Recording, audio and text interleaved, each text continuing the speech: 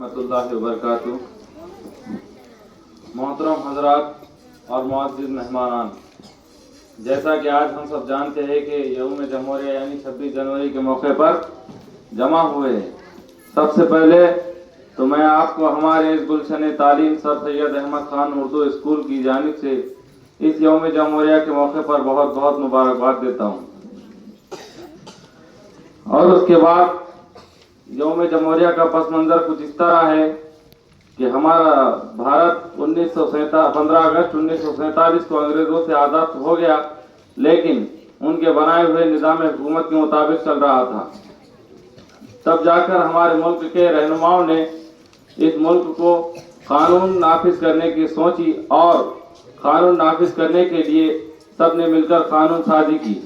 कानून साजी के मुकम्मल होने के बाद 26 जनवरी 1950 को कानून हिंदुस्तान पर नाफिज कर दिया गया।